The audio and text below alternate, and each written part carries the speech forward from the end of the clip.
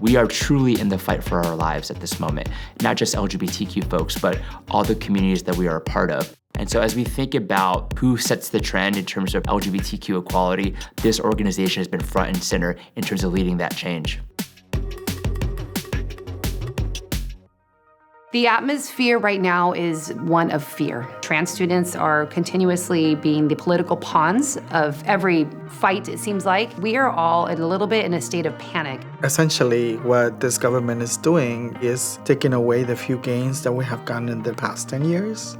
The world that we find ourselves in is not safe for trans kids, and they deserve a world that is safe for them. Even though we have a lot of rights and protections here in the state of California, like how long will those hold? I think intersectionality in California is particularly important because we are the lead state in opposing the Trump administration, and we have to do that together. At times like this, when the chips are down, the stakes are high, when the LGBTQ plus community is being attacked seemingly every day, every member of the LGBTQ plus community deserves someone in their corner who will fight for them, lift them up, who will see them, who will value them, who will fight for them every day. And that's what Equality California does. That's who they are. It's in their DNA. Their ability to make sure that we are building up a master list of allies and rapidly respond when moments come is essential. I think now more than ever, we have to fight to not only maintain what we've been able to achieve, but really to keep pushing and to really showcase for young people in particular that we have their back, that there are folks fighting for them at all levels. It's so important that we not let any community be targeted because of who they are, living their authentic lives, being their authentic selves.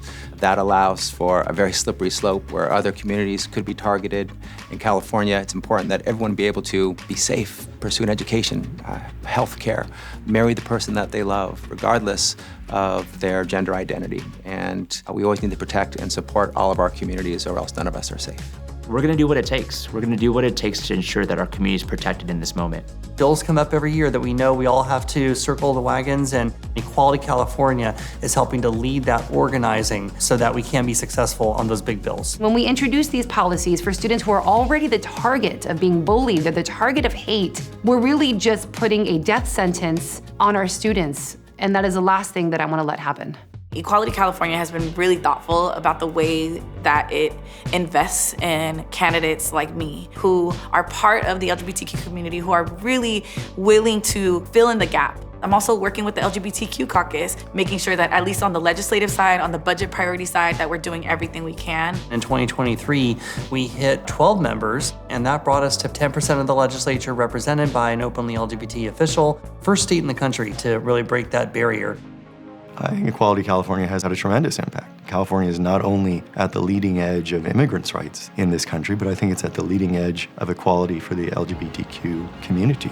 Equality California is doing amazing work. I am so grateful for organizations like this one.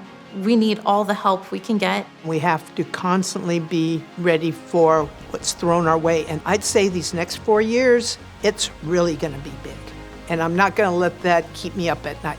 Working with students and working with the next generation gives me such hope and inspiration. They want to be change makers. If they see hope, I see hope. And as a mother, I'm in this game to the end.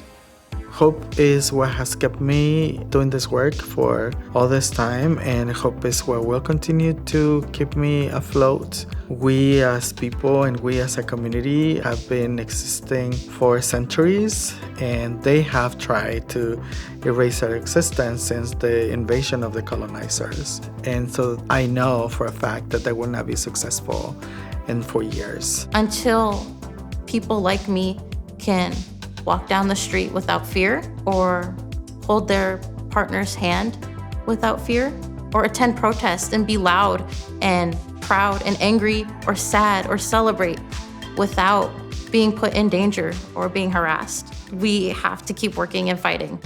The gloves are off. The gloves are off. The gloves are off. The gloves are off. The gloves are off. The gloves are off. The gloves are off. The gloves are off. The gloves are off. The gloves are off.